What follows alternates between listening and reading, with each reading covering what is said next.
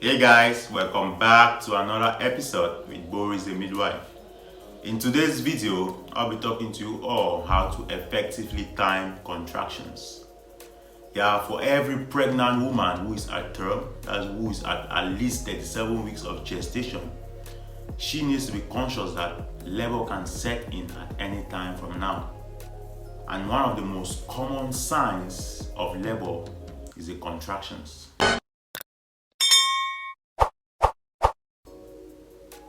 So you need to be able to effectively time these contractions, because it's these contractions that will tell you when you can get your bags and go to the hospital. Because there is such a thing as going to the hospital too early. This is very common for the primigravidas, that's the women who are pregnant for the first time. Because at 37 weeks of gestation, what mostly happens, especially for the primigravidas, is that there is engagement of the fetal head, there's descent of the baby's head into the pelvis. And when this happens, this can cause discomforts like lower abdominal pains and waist pains. So the primigravidas will interpret this as labor. So what they do is they turn to call their family members and they get their emergency bags and head to the hospital. And when the midwife examines them, he or she tells them that they are not in labor, or you have come to the hospital too early. So they feel disappointed and they are worried that, like, with all these pains I'm feeling and you're telling me I'm not in labor. So some of them decide to stay in the hospital. And when they are unattended to, or when they feel like no one's attending to them, they start complaining that they have stayed in the hospital too long.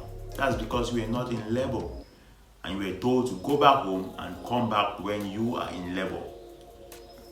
So it's all about educating them and reassuring them.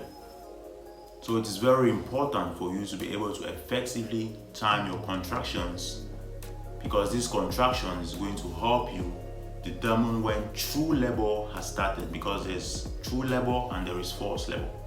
So I'm going to be telling you how to effectively time contractions in today's video. So in order to time your contractions effectively, you need to be able to monitor the intensity, duration, and frequency of these contractions. So how do you monitor the intensity of contractions? With intensity, you need to ask yourself, can you communicate effectively within contractions when you're experiencing those contractions? Is your expression, is your mood still the same? Can you talk effectively? Because with those contractions, you see some women behaving like, when you respond to them, when you talk to them, their response is like, you see, that's a sign to show that there is good intensity in those contractions. Relating to the intensity again is about how firm your abdomen is, because with good contractions, your abdomen is really firm, it's tense. It's firm as your epigastric region. That's how good contractions are being determined. And you need to ask yourself, is there a particular position that when I assume, that when I take, is going to completely stop the contractions? You need to ask yourself those questions. So these are the three things that are going to help you determine if your contractions have a good intensity: your facial expression, your ability to communicate between contractions, your firmness of your abdomen, and whether you can assume a particular position that is going to completely cease those contractions. Because with good intensity, of course, you're going to have that facial expression and you're going to be unable to communicate effectively with contractions.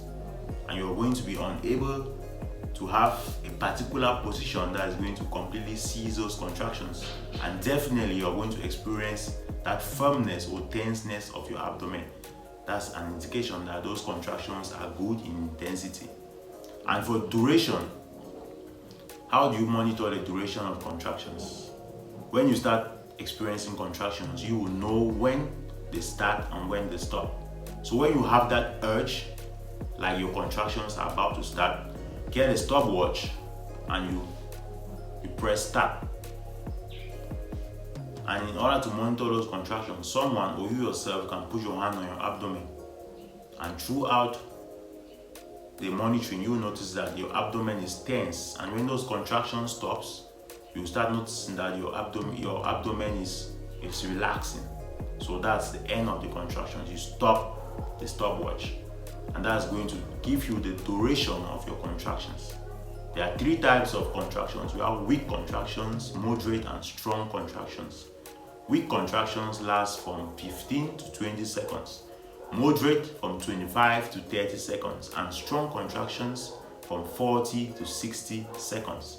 So this is how you know the duration of your contractions. And now you want to monitor the frequency of the contractions. The frequency is, for example, if you have 1 contraction now and it lasts for about, let's say, 30 seconds, then when does the next one start?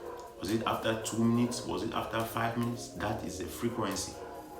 Does the contraction come every 2 minutes or every 5 minutes or every 10 minutes? That's the frequency of contractions. And let's all summarize this to what we call the 5-1-1 rule. This is the rule you need to put in place before you get your bags and head to the hospital. So for the 5-1-1 rule, the 5 stands for contractions that come every 5 minutes. And the first one on the 5-1-1 rule, the first one stands for those contractions each last for 60 seconds or 1 minute. And the last one on the 5-1-1 rule stands for I have been having this scenario continuously for a period of 1 hour. Let's take it all over again. The 5-1-1 rule indicates that your contractions come every 5 minutes, and each contraction lasts for a period of 1 minute or 60 seconds. And that scenario has been going continuously for a period of 1 hour. That's an indication that you can get your bags or maybe call family members and head to the hospital. And definitely when you head to the hospital, the midwife, he or she will tell you that you are in labor, and he or she is definitely going to admit you and continue monitoring the labor process. There's an app on the Play Store or on the App Store that can help you effectively count your contractions. It's going to help you get the duration and frequency of contractions. The name of that app is Full Term. You can check that on the App Store or on the Play Store. Full Term, that's the name of the app. You can get that, and it's going to help you with your labor monitoring process. So this is going to prevent what we call you have come to the hospital too early. So guys, I hope this video was helpful. Please do not forget to comment below and tell me a topic you'd like for me to create a video on, and I'll do my best to make that happen. And please don't forget to give this video a thumbs up, subscribe, and turn on the bell icon so you won't miss any of my upcoming videos. This has been Boris the Midwife. Your health is my priority. I'll see you all in my next video.